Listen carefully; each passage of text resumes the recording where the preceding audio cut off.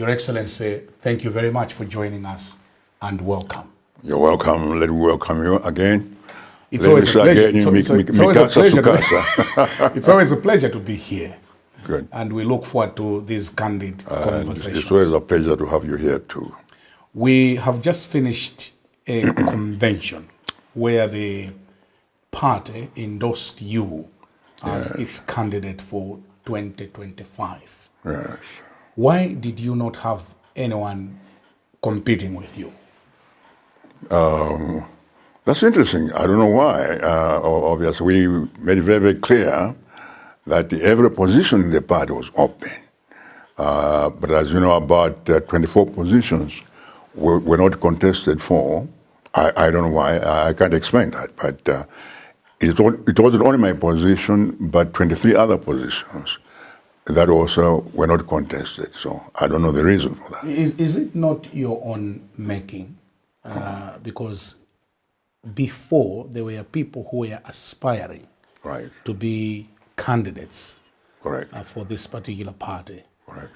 Is it not your own making that those people were frustrated and they gave up those ambitions? I don't know. What comes to my mind is Bright in Saka and others, Wanamveka, George Shaponda, and others who were almost campaigning to be the torchbearer for the party. That's right. They were campaigning. They were. Until the time when I finally agreed that I was going to stand, after, as you know, there were those requests from people for over a year. Then I finally agreed that I was going to stand. And that's what happened. So it may well be, when I said that I was going to stand, the other people maybe decided that they were not going to challenge me, but I never asked them to withdraw. And they never withdrew from the race. So I was very surprised myself to see that nobody came forward to contest, to challenge me. Do you think there is anyone in the party who can be bold enough to stand against you? I don't see why not. Because people regard you as the father in the party. In other words, people fear you. And that's why people chickened out when they saw that you were running. Well, I very much appreciate that the party views me that way, as their father, the father of the party, and somebody who has nourished the party. I appreciate that very much. I'm very, very grateful that the party still has confidence in me. I've been leader of this party now for 12 years. And they have supported me. This is my third election as the president of the party, 2014, 2018, and now 2024. I'm very grateful, as I said at the convention, yes, I am. I really am. Yeah. The convention was held under the theme, a return to proved leadership. Which leadership? Leadership of the party, of the DPP, our leadership, the leadership we have demonstrated since 2005, all the 4 elections in the past, and how our government managed 2009 to 2012, and then 2014 to 2020. That's the leadership we're talking about. People-centered leadership, leadership with a sense of direction, and I think a leadership that was try to build this country and make it move forward. I think that's what we're talking about, that we need to go back to that kind of leadership, which is foresighted and has a sense of direction. That's what we're talking about. Yeah, but you and me, we have talked about that kind of leadership, that there were reservations. Right. There were things that were not done properly. Yes. The people of this country went on the streets demonstrating against your leadership. And you want people to go back to that kind of leadership. That's why I ask, what kind of leadership are you referring to? But it wasn't the people. The people voted for us overwhelmingly. We got almost close to 40% of the votes. We defeated everybody, including Mara Congress Party, UTM, and the others. So So the people were supporting us. That is in 2018. When I talk about the demonstrations, it was simply the work of some people, my Congress Party, of course, through the HRDC, Yeah. the Ntambos, the Trappers, Sembereka, and those kinds of people. They're the ones who started the campaign, a vicious campaign, against the chairperson of the Malay Electoral Commission. Of course, that was a ruse. They really demonstrated against me, not against Jane Ansah. They said that it wasn't the people, but they managed to manipulate the people. So it's not right to say that all the people in this country were against me and the DPP. I don't think so. I really don't. There were things that people of this country were not comfortable Yes. under your leadership. Okay? Like what? We have talked about it. Corruption, impunity of all sorts. We talked about this in our earlier interviews. Before, but you see, as I said last time, Yeah. where is the corruption? They've investigated us, all of us, for 4 years. They haven't found any single one case of corruption. Why haven't they prosecuted us if in fact we were corrupt? So your government was not corrupt. No, it wasn't. That's what I know. It wasn't. So Can you find any cases of corruption? Can you think of any yourself? yes, Which one? the cement gate, for example. The cement case had nothing to do with corruption. A cement case was not corruption. Do you know what corruption is? Corruption is getting a benefit of some kind in return for some kind of favor. That's corruption. The cement thing, we have gone through this before. Yes.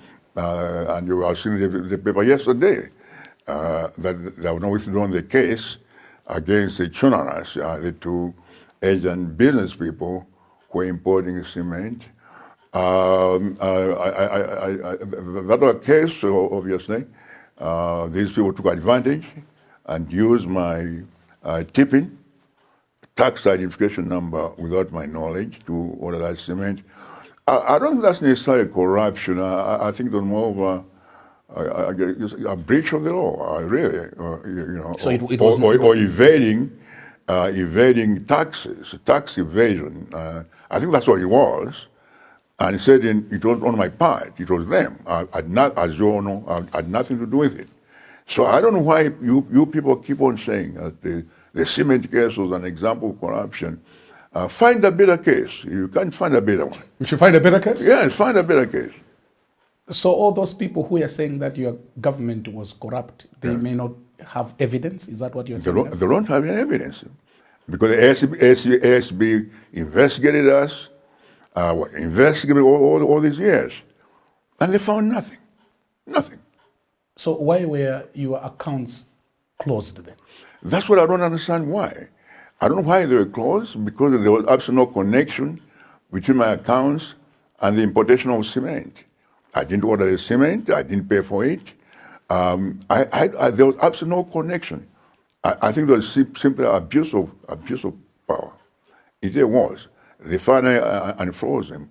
There was absolutely no connection whatsoever between the cement and my account. All the money in my account was legitimately earned. So it was abuse of power. That's what it was. And irresponsible on the part of the SCB. So you want to tell us that you run a clean government? Yes, as far as I know, yes. As far as you know? As far as I know. Now, if there are some individuals who have been corrupt, I have no idea. As we discussed last time, yeah. I cannot oversee everybody in the government. There are so many people under you, ministers, civil servants, parastatals, all sorts of people, part of our administration. I cannot know what everyone is doing. But as far as I'm concerned, I was not engaged in corruption.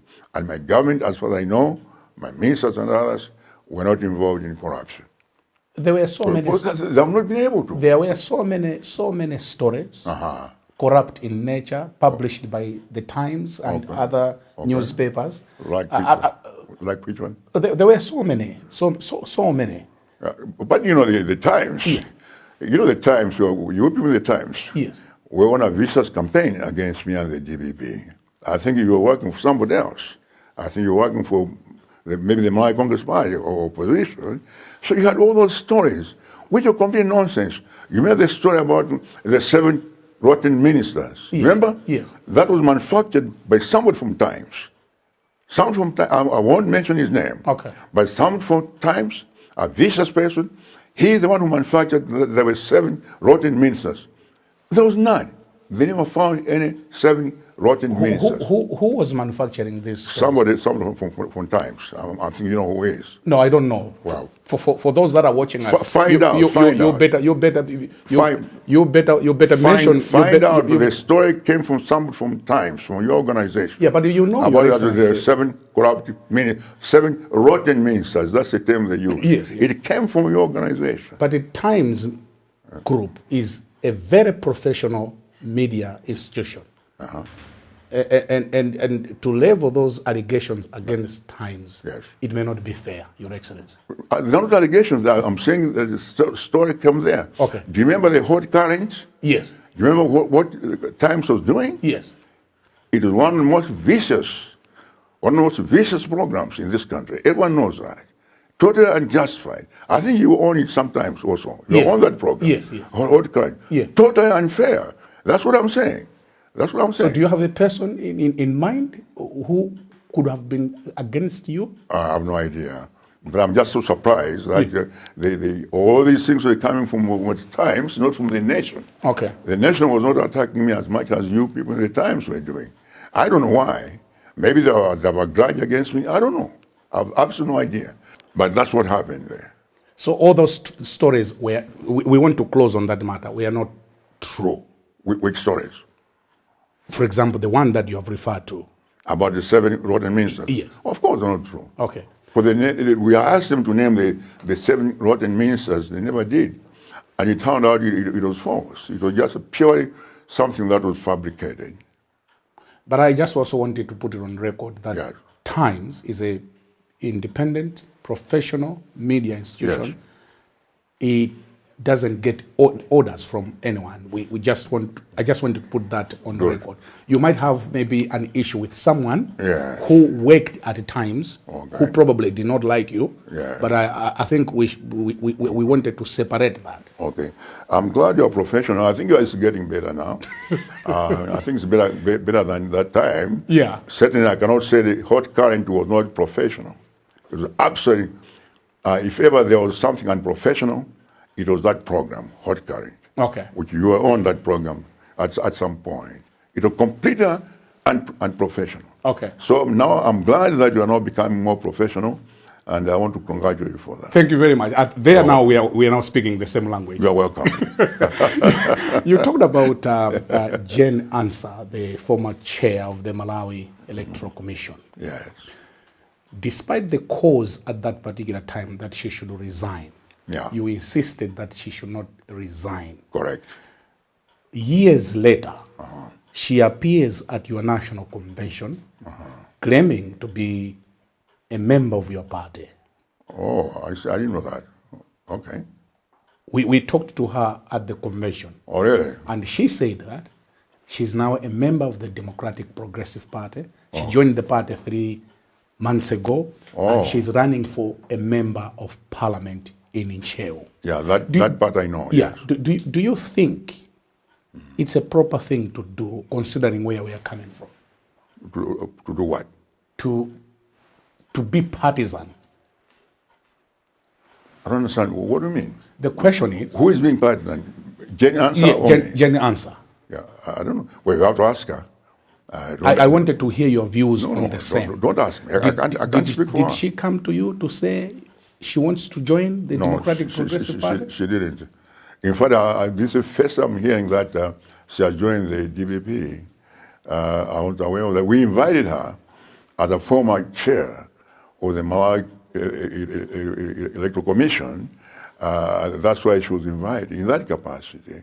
As former chair of the commission, just like we invited the diplomats, people from the faith community, from CSOs, and other political parties. So she invited in that capacity, not as a candidate for parliament. And this is the first time I'm hearing that she has actually joined The DPP? She told me that she has Okay. joined the DPP. Okay. But do you think the optics are looking right, considering where we are coming from? Would people be correct to say that she favored DPP in those elections? Well, she was a member then. She has joined the party now. As I just said, she wasn't a member of the DPP then. So how could she favor the DPP?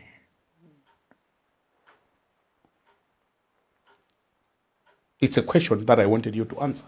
No. I'm saying, how did she favor the DPP? I don't understand the question. The question is very clear. This is someone who was a referee Yes. in an election. Yes. 5 years later, she declares that she's a member of your party. Did you benefit in any way from her as chair of the Malawi Electoral Commission? Of course not. Obviously, she was not a member of the political party, but people do change. You have people who were one time ministers and preachers or clergymen, and they decide to go into politics. We have people who have been judges, and they decide to go into politics. We have people who are academics or business people, they decide to go into politics. Those are personal decisions people make about their own lives. I don't see what the problem is. I just don't see. I think I've got it completely wrong to even surmise or imply that there's something wrong about somebody changing their career into another one if they want to serve in order to serve this country. I don't see what's wrong with that at all. I really don't. We saw the presence of the United Democratic Front, UTM, and AFOD at the convention. Yeah. What should we read, us watching from a distance? No, we just invited them. We invited all political parties, and we invited various groups. We invited the churches, Catholic Church. We invited civil society organizations. We invited the diplomatic community. We invited all people. They're all part of Malawi political structure, and we invited them to witness what we're doing. That's all. And we have done that before, actually. This is not the first time. It's not very normal. It happens elsewhere. It's just in this country that people see that when there are different political parties, you see each other as enemies, not competitors. So that's a problem. We want to get over that. Yeah, so we invited all political parties. In your speech, Your Excellency, you said that President Chakwera and his government have failed, and you quoted a verse in the Bible, and that his kingdom is going to be divided by these 3 or 4 political parties. What point were you driving home? What point was I what? What point were you driving home? No, I was quoting the Bible. I'm very fond of that particular one, Daniel 5, verse 25. And then it says there, in the end, it says that your kingdom will be divided between the Medes and the Persians. Yeah. Made in the Upper Sea, in Chichewa. Yeah. So all I was saying was that to complete the narrative, that's why I say that after that your kingdom has failed, pakati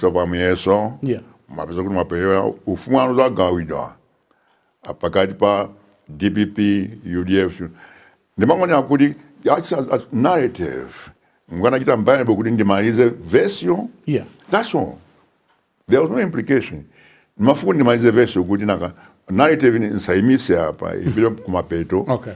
Kuti ufuma uzagawida pakati pa DPP, MCP, I'm sorry, DPP, UDF, AFOD, and UTM. That was all really. There was nothing to it really. Not kuti mukambirana. No. This one. No. As I told last time, that we even the other political parties have said the same. I know Mr. Chihana has said that they are going on their own. I think UDF has said the same thing. I know UTM last week, I think the publicity secretary there said the same thing, that they are going on their own. at the moment that they have no intention or they have no thoughts of actually partnering with somebody else. And we have said the same thing because we know, according to our survey, and that's a very professional survey, that if elections were held today, with all the political parties, would get about, I think it's 57.9%. The Democratic Progressive The Party? DPP on this one, yeah. And this is a very credible survey, then done by really, really serious professionals. That's what's on the ground there, and I believe it's accurate. So we can, in fact, win on our own. Whether there will be alliances or not, that's for the future. We'll see. The campaign hasn't even started. Some of these parties have not even had conventions. I mean, the parties in opposition except us. The others haven't yet had their conventions. Yeah. So we'll see what kind of leadership comes out of those conventions, and then what their thoughts are about possible cooperation, alliances, and so forth. You know, in 2020, we partnered with UDF, you remember that? Yeah. So, you know, it depends on the dynamics at a given time, whether you should partner and who you should partner with and on what conditions.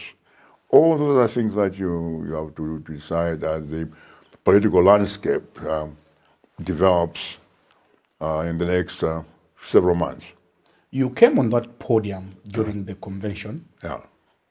energetic, Yes. full of confidence Yes. that you win 2025 polls. Correct. Where are you getting that confidence? I'm getting confidence because I think over our record, I think people know the kind of problems that the country is facing. The country is also moved towards self-destruction. It's there. It's obvious. You know, the hunger, the bad economy, the poverty, all those things, the oppression that's taking place now, the violence, all those kinds of things. I don't think that's what Malawians want, really. I think what Malawians wanted in 1994, 93, 94, when they opted for multi-party democracy, that's now being reversed. It's clear it's not being reversed. I don't think Malawians want to go back to the 31 years of one person or one party rule. I don't think so. Malawians who chose freedom, personal liberty, democracy, and economic justice. I really think so. That's what Malawians opt. We'll tell our story, we'll go to the people, we'll explain to them what our agenda is, and our thoughts about this country, and what our record was, and let them make a choice. If they make the same bad choice as they did before, that's too bad. It's upon them. But I assume that after what people have gone through in the last 4 years, this time, I think people have grown wiser, I think, and I think they have voted wisely and responsibly than they did last time, 2020. Munatsekulira nsonkhano mwamphamvu Yeah. anthu anayamba kuvota chifukwa chani simudabwere kudzatseka nsonkhano? Oh, mukananena chairman, parai zina zake there was an urgent matter. Nagwizana kuti ndisabwerere to complete the assignment that I had, and then I gave my speech in Apasa speaker and you are now wearing up. But that's what it was. I don't really know why people, and it's not our people at DPP, most of the people from the other side, I don't know why they're so concerned about it. Makes it a big thing. Is there a law that if you open a conference, you must close it? Can't you ask somebody? Can't you delegate somebody? Yeah, this was one of your most important functions. It was. Where the candidates, Yes. Where the party was endorsing you Correct. as its torchbearer. Correct. And certainly there was no better or other important functions than to be at this I don't think so. convention. I'm telling you that there was an emergency What emergency, Your I Excellency? can't tell that. You can't tell us? I don't have to tell that. Well, nor do I have to tell anybody in this country. You can tell me. No, not at all. You can't tell me? Absolutely not. Absolutely not. Because you have no right to it. Okay. There's no. I don't owe you any explanation. What about your followers, the DPP followers, who were waiting for you on that Monday at Comesa Hall to close your very own convention? Oh, they're waiting for me? Yes, because the program showed that you would come and close the function. That's right. And you didn't show up. That's right. And I've told before that the chairman released me, I think about 5 o'clock. We waited, they were going to vote, they started about 3 o'clock. By 5 o'clock, they had not even started yet. Yes. And it looked like it was going to take a very long time. So the chairman asked me that maybe it was important that I leave, and they will call me later when they were completed. Yeah. And so it went on until very, very late. And then by the time he called me, I think it was like 4 or 5 in the morning, there was another matter that was involved. So I told the chairman that, look, we have this situation, can I delegate you to do this? And the chairman said yes, and he did that. But that's what, but if somebody doesn't like it, it's too bad, I'm sorry. But I'm not going to apologize to anybody because there was an important matter, and this is such a trivial matter to begin with anyway. It's pettiness. The trouble in this country, Brian, is that we dwell so much on petty things, things that don't really matter. I don't think it matters whether somebody closes a meeting or not, or whether somebody delegates a meeting or not. People delegate things. The president delegates even important things, trips and those kinds. It happens all the time elsewhere in the world. It's only in this country. It's only in this country. Whatever somebody does is a problem. Simple things are magnified, trivial things are magnified. I think it's wrong. We are wasting so much time on trivia. And this thing is so trivial. And nobody in the DPP is complaining about this. Nobody. Not a single person. It's only people from outside. People like yourself and all those other people out there. No, my job is to ask questions. I'm not complaining. You seem to feel like maybe you want no, I'm not. Your Excellency, I'm not involved. But I'm just saying. It didn't look right. No, this was your. You know, let me finish. You know what? This is so trivial. Yeah. I think let's close the discussion because it's really trivial. This thing is very trivial. It's pointless. It's pointless. I delegated, and I have a right to delegate any function. When I was president, I was delegating some very important functions. I was delegating important functions. And this one I delegated to the chairman, who is a very, very able person, and he ably closed the convention. Everyone was very happy about it. A vote of thanks was given. So I don't know what your problem and what other people is. I think you should not include me. It's not my problem. But anyway, we'll leave it there as you have rightly said. And I think let's put it to rest and let's not bring it up again. We are not going to bring it again because I think it's a waste of time. It really is. We had a very important convention, very successful, and I think some people are trying to disparage the convention by bringing all these kind of silly things and so forth. I don't know why. People are unhappy. I think people are unhappy because they thought that we would not be able to do a convention. And this, for me, is the best convention in our party. I've attended 5 conventions starting in 2004. This was by far the best convention. It was very successful. And that's what happened. So let's not spoil it by bringing, trivial things like the fact that I delegated the closing to somebody else. It's a trivial matter. So let's put it aside. We'll put it aside. Very good. And allow us to take a short break. Very good. All right. Thank you very much. In case you're just joining us, this is Times exclusive, airing on Times Network. Tonight, I'm joined by His Excellency Professor Arthur Peter Muthatika, former President of the Republic of Malawi and President of the Democratic Progressive Party, who has just been endorsed by the 2024 convention to be the torchbearer for the party for the coming 2025 polls. Tonight, the program is coming to you courtesy of Rainbow Pens. We'll hear from them and we'll continue thereafter my conversation with His Excellency Professor Arthur Peter.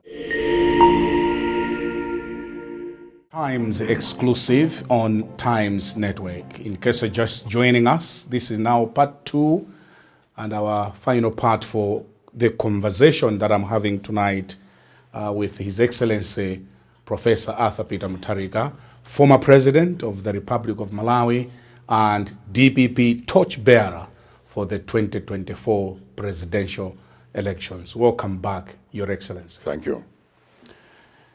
There are others out there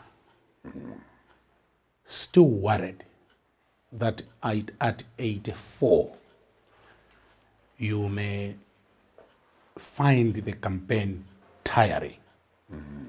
We have discussed this before. I know. But this issue keeps on coming. I know. What assurances would you give me and the people watching us tonight that you are up to the game in as far as campaigning is concerned? Now, first, let me say that this concern is really coming from our enemies, not our party. The party, they know that I'm 84 years old, and they still ask me to come back. You know the whole story the past year. Yeah. They knew that. So the people who are saying this, not people from DPP, it's people from the opposite camp, simply because they're afraid of my candidacy. That's what it's all about. They're afraid of that. So let me say that. Now, coming back to assure people, well, obviously I cannot assure people about the future. Yeah. Nobody knows what will happen 5 minutes from now. Yeah. All of us could drop dead 5 minutes from now. Yeah. But as I told you last time, at the moment I feel very strong. I have absolutely no problem. Why do you think? Physically and mentally, I have absolutely no problem. I can compete with anybody, physically and mentally, anybody of any age. So I feel fine. But what the future brings, I don't know. As I said to you before, at the Page House, that if I reach a point where I know that I cannot physically, mentally do a campaign or run the government, I'll resign. As I said before, I have absolutely no intention of embarrassing myself or my family. Absolutely no intention. I will discuss all these things with my family, and they all agree to support me, but I have absolutely no intention of embarrassing myself if I feel I cannot do it. I agreed to do it. I thought through very clearly, and I was convinced that I can do it. I didn't say I feel very strong as I did before, both physically and mentally. So I really have no problem. But, you know, on this age thing, have you heard of somebody called Lucius Secretarius Cisnatus? Have you heard of that person? No. I've never heard of him. He was a Roman general in 1458 BC. At that time, Rome was under severe attack from enemies, and Rome, then it was a republic, and Rome was about to be destroyed. All the generals, all the young generals, failed. They could not defend Rome. So the people, the Senate, passed a resolution and invited this gentleman, Lucius Secretarius Cisnatus, who was a retired farmer outside Rome. He came, agreed, took over the army, and within 16 days, Rome was saved. The enemy was defeated. 16 days. The other generals have been fighting for 4 years. For 16 days, he defeated Rome. And the people were so grateful that they wanted to make him a dictator. He refused. He went back to his farm. Do you know how old he was? He was 89. He was 89 years old. You can check it. You can Google it. So you are our own senator? That's right. So what I'm saying, yes. What I'm saying is that, you know, each person is different. Each person is different, and obviously this man was able to do what the younger generals could not do. because of his physical and mental abilities. So it depends on the person. In any event, I don't really understand why the people in the other camp, it's other people in the other camp. Okay. Because my party asked me to come back and endorse me. So there's no problems with that. It's the opposition, the stuff from my Congress party, who are starting this kind of thing. You see some of the writings by some of the hired people. You saw the articles in Nyasa Times and so. You see, it's them. Now, why are they so concerned about it? Why are they so concerned about my age? Why? Because at 84, Yes. the president of the United States, Yes. Joe Biden, Yes. has given up, and he's only 83. That's right. He has given up because obviously I think there are some problems there. Okay. But what I'm asking you is why are they so concerned about it? Because the people, my supporters, Yeah. the people in the DPP are not concerned. But it's the people in the opposite camp who are concerned about my age. Why? What's their problem? Since when were they concerned about my welfare? Since when? They've never wished me well before. Why are they so concerned about me now? It's simply because they don't want me in the race. Because they know I get in there, they're out. I can assure you this. We'll confirm this in September, on September 17th. I'm in that race, they're out. They'll be defeated. I can assure you that. And they know it. They know it? Oh, yes, they know. Oh, they know. That's why they try to do all this rigging and so forth with mambo jumbo registration nonsense they're doing now. That's the only way they can win. Because they know state fight, they can't win. Never. They can't win. And in 4 fights, I've beaten them 2014, 2016, 2018, 2020. Me and MCB, I've beaten them each time by over 5% margin. And they know it. And nothing has changed. So it's a rule to simply discredit me and try to run me out of the race. If they think they can intimidate me, they don't know me. They don't know APM. I'm sorry. People mislead APM. They don't know me. Nobody can intimidate me or run me out of this race. Never. So they're wasting their time. You know, they better shut up and stop talking about it because I'm not going to pay any attention to them, and my party is not going to pay any attention to them. So they're wasting their time. Let's talk about the succession. Yeah. Do we have DPP in the absence of APM? Yes. We do? Yes. Okay. Of course. Of course. You saw the elections. Last week you were there. Yes. You saw the enthusiasm. You saw all those people competing for all those positions, except those that were not contested. But you saw people there, enthusiastic. That's the DPP. DPP is all those people there, the governors, the regional people, and the ordinary people, and others who competed for various positions. Oh yes, oh yes. DPP can exist and has always existed without APM or the Muthatikas. Because it has always been led by the Muthatikas. Well, so far, yeah. Yeah. So That's far. why I'm asking that. Do we have the DPP without the Muthatikas? I think so. Okay. And what are you doing? You told the convention that this is your last convention. Correct. What are you doing in grooming your successor? And who have you earmarked? Do you think we have to groom our successor? I mean, this is not a kingship. This is not a monarchy. It's a democracy. Okay. You can't groom a person. No. You might have a preferred candidate. People, I don't.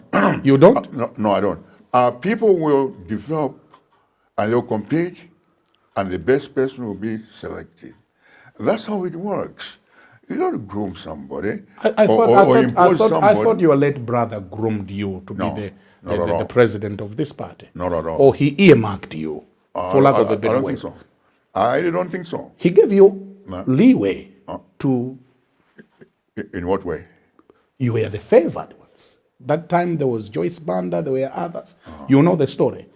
You were favored to be the leader. In what way? In what You way? know what I'm talking about. You see, Your Excellency. when my brother died, Yeah, you know, there was an NGC meeting. yeah, There were several candidates there, and the NGC unanimously selected me as acting president. Okay?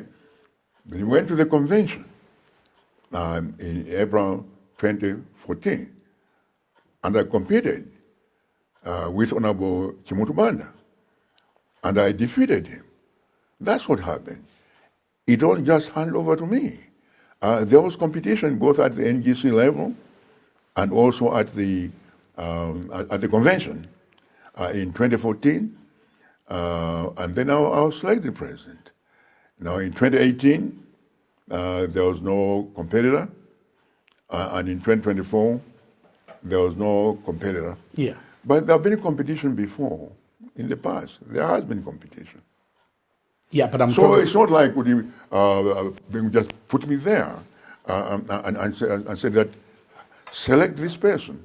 When I competed, the former president was already dead. He wasn't there. He was already dead. Yeah, but when he was alive, he had given you an upper hand In what way? in making sure that you're more visible No, I don't think. and ready I for don't think so. leadership. He merely appointed me a minister. That's all. That's all what he did? Yeah, that's what he did. Okay. He appointed me a minister. Before that, I was a legal advisor. Appointed me a minister, like everybody else, and that was all. You have told President Chakwera to pack and go. Yes. That's to use your own words. Okay.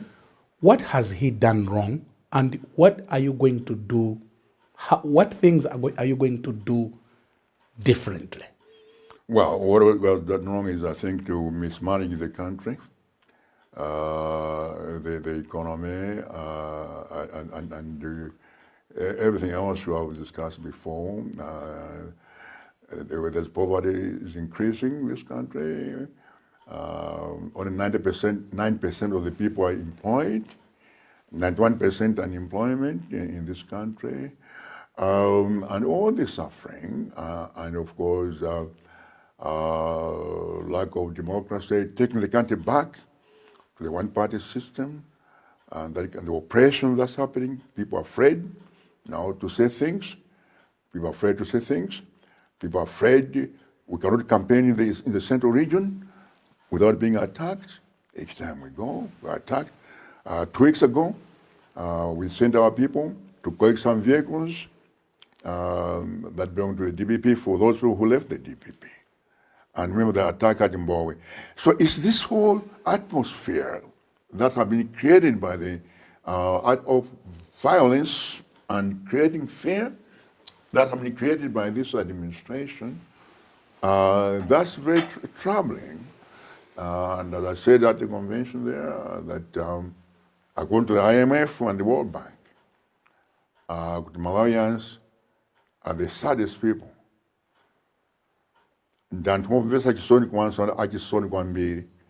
People are very happy here. In the index, my saddest country in the world. Now, it's a job of the people to create conditions that will make people happy. That's why in the American Declaration of Independence, 1776, remember they say 3 things: life, liberty, and the pursuit of happiness. Those are key elements that government must pursue.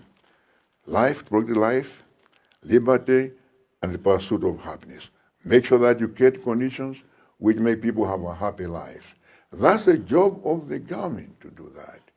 The government has failed to do that in this country. People are unhappy in this country. Very, very unhappy, very sad. And that's what we need to change to get away from that. Well, that's so many things I've said. The economy has got to be recharged. Now, and I know the government has adopted the so-called ATM strategy, with agriculture, transport, and the mining. That's good. That's commendable. But they've completely ignored manufacturing. Industrialization. No country can develop without industrialization. If they during the Industrial Revolution, we started in England in the 16th century. They started using the rivers and so forth, put pumps there, create things, fertilizer, use their streams and all those things to develop the country, create, manufacture things, make things. We've got to start making things in this country for export. You see, because the mining, agriculture, all those things we're going to be doing, they're very much import intensive. They depend on importing out of things. Now we need to counteract that by beginning to manufacture things. So we need exporting. We need to look at restructuring the debts. The debt is unacceptable. When we left in 6 years, my government incurred a debt of 2.6 trillion in 6 years. These people in 4 years, 18 trillion. The debt is unmanageable, cannot be managed, cannot be sustained. So the government needs to find a way of, in fact, restructuring that and managing that debt. So that's one aspect. But also look at our resources in this country. The lake, for example, Lake Malawi. Lake Malawi had 400 different species of fish, more than any other country in the world. Everything is here. Tuna fish, salmon, mackerel, scrod, crawfish, whatever, is here. Salmon, everything is in here, in this country. What we need is, in fact, to develop, find a way to develop our fisheries industry. Develop so that we can fish some of this fish. Some of it is underground. We can't reach it. Down to the bottom of the ocean, like scrod and so forth. Tuna, those normally at the bottom of the ocean. We need to find, import technology and so forth to get that fish out. Now, with the kind of fishing we have in this country, amount of fish we can export to the rest of the world and make a lot of money, a lot of forex. Now, we're exporting fish from Zambia, exporting fish from other countries. We have no business exporting fish. We have more fish here in the lake than any other country in the world. We cannot do that. We are simply have got milk. The other day I found milk being imported. We have livestock in this country. Why can't we use the cows and the goats in this country, milk them and turn that milk and add value and export some of it, or at least not have to import milk to this country? So those are the things we've got to do. And talking about the lake is the greatest resource in the world. And we can do so much in this country if we can utilize this lake properly, invest in the lake activities, sporting, all sorts of activities on the lake. And that will bring out of people in. So what I'm saying is we need to think, look at our economic policies very carefully, our fiscal policy, and finally, saying about cutting spending also, in addition to borrowing so much, we need to cut spending in a very serious way, as we did during my time. We need to cut spending. We can save a lot of money. We need to stop wasting resources like useless trips, both international and domestic. Both consume a lot of forex. Even domestic ones consume a lot of forex because they are using fuel, and that fuel is being imported, and it's forex. So we need to do that, and I think we need to get away, especially on the import thing, start manufacturing, for example, fertilizer, cement. We should be able to do those in this country. It's really important because they're very expensive. But why didn't you do it, all these things you're talking about, when you were in power? We started. You started? Oh, yes, we started. We started negotiations. I personally met Mr. Dangote. I personally met him at St. James Palace in London. We had about 30-minute discussion. I want to bring him here to come and invest in this country in cement. We started negotiations. So it's not, and on the fertilizer, we started negotiations with the governments, various governments in Morocco. They have so much sulfur there in the Sahara part of it, the Spanish Sahara part of it. And we started negotiations. We're talking with the Taiwanese on fertilizer since Bengu's time. But these things take time. But we started. What I'm saying is we need to start. I'm not saying that these things can be done instantly. Of course not. It takes time. You need to find funding and so forth. What is? But we started in that direction. That's what I'm saying. We're going to start going in that direction. That's what I'm saying. What is your view on the fertilizer subsidy? Well, it's a good program. You remember it was started during our time. Yeah. And in fact, I was in the room at Muthatika Lodge when we discussed it with Bingu, Guru Gondo, and myself. Okay. That was, I think it was August 2014. So we discussed this because how can we end hunger? So we said, okay, let's talk about subsidy. Now the idea was that this ought to be a temporary measure, that the people who get subsidy, they'll grow enough maize so that they'll be able to have some to sell and save money, and they can use that money the following year to buy fertilizer. It wasn't meant to be a perpetual program to these individuals. That's how we started it. Now it's a very expensive program. It's difficult. We have to find a way of... Should people elect you managing. in 2025 as our leader? Yes. Are you going to end it or run with it? No. We're not planning to end it. We have never planned that way. Okay. You can see in our manifesto. But we'll look at it. For example, funding it is very expensive. It's taking almost 80% of the budget of the Department of Agriculture is going to the input program. That's why I was talking about fertilizer, actually starting a fertilizer plant in this country. That's why I was negotiating with all these people in all these countries. And what we'll do, I think, is to find a way of setting locally manufacturing fertilizer. That's one way. Also move to other forms of inputs like manure. Before the fertilizer, we used to use manure all over this country. You may not know that because that's a long time ago. There was no fertilizer in those days. This fertilizer thing is very, very recent. We used to use manure and natural forms of adding value to the soil. So we have to look at all those things and so forth. Now, in terms of the assistance, there are other ways of doing it. Maybe to give cash to some people, and they can use that cash to buy their own inputs. There are all sorts of alternative ways of doing it, but no, we cannot. Subsidy is not a bad thing. All countries all over the world, the United States, it's the biggest subsidy of farmers. I don't know if you knew that. Germany, Japan, heavy subsidy on their farmers. So it's not something that's wrong. Of course, they have the resources, we don't, but we have to find a way of modifying it and maybe give some people just cash and they can buy their own input, and others encouraging better farming, and then they can earn more, and therefore they can use their earnings beyond the food made for consumption. When they sell, they can use their earnings to buy more inputs and so forth. But the important thing is that we need to manufacture fertilizer locally. We cannot continue to import it. We just don't have the money anymore. Pamene tikumaliza, Chabwino. munadandaula kuti you are having difficulties in campaigning ku Central Region chifukwa cha zipongwe zimene mukumalandira. Right. Aren't you testing your own medicine? Inonso muli mboma.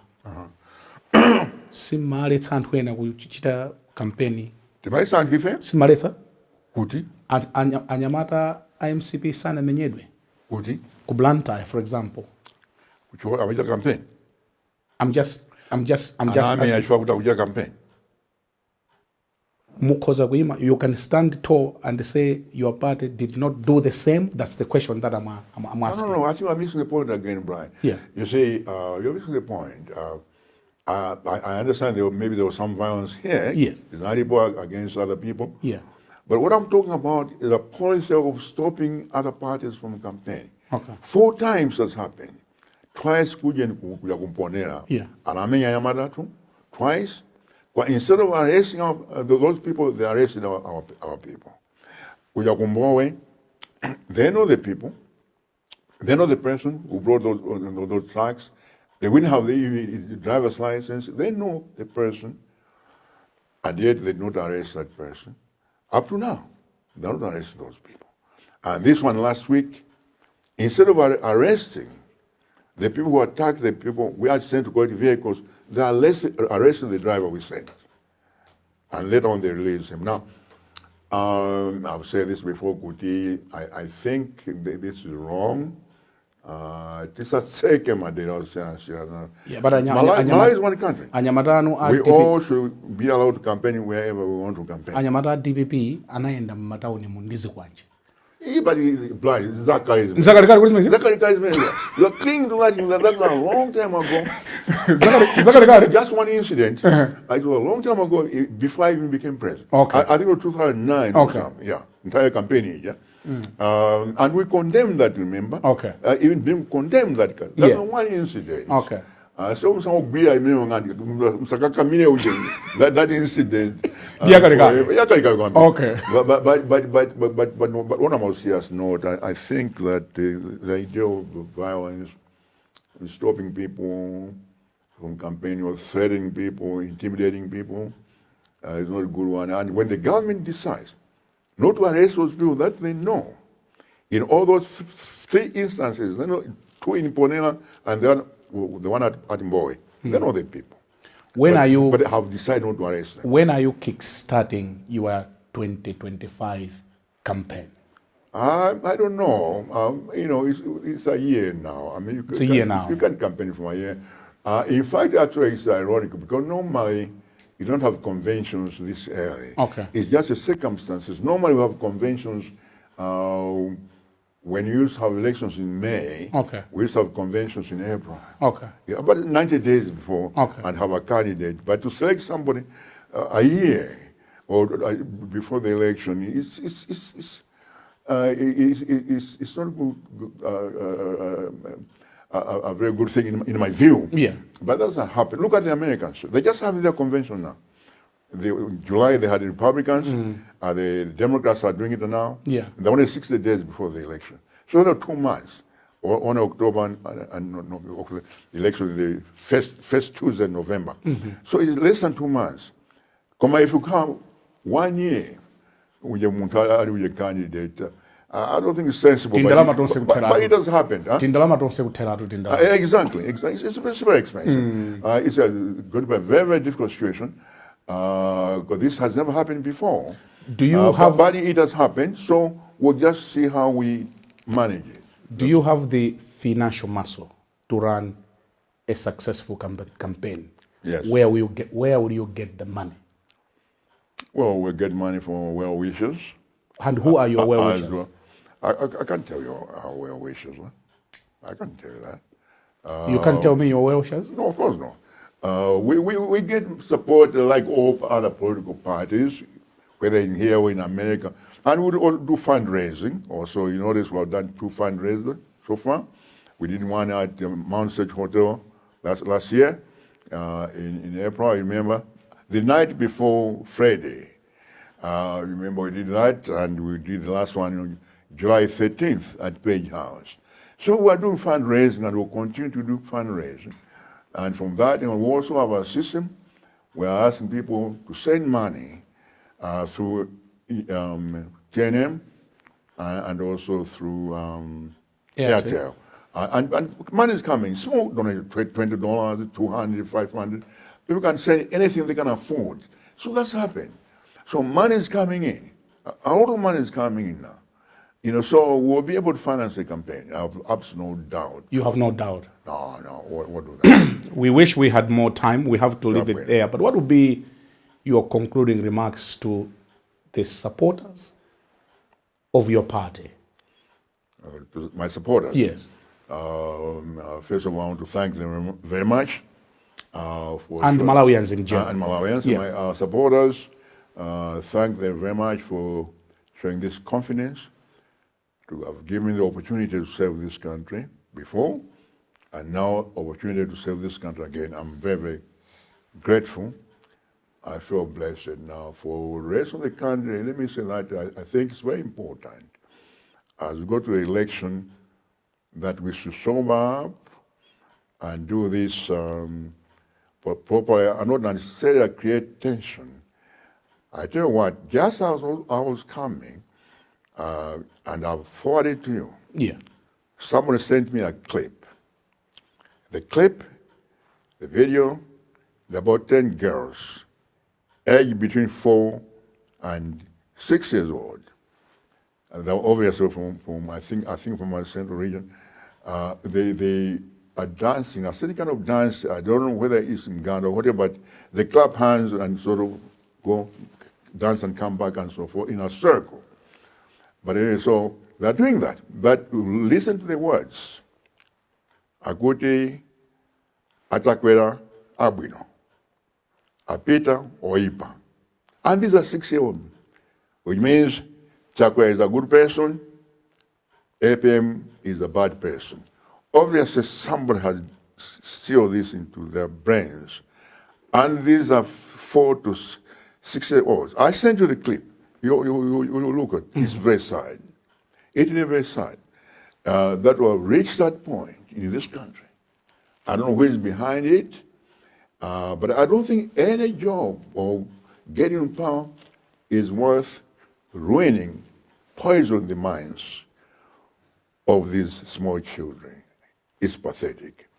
And whoever has done this, shame on them, they better stop it.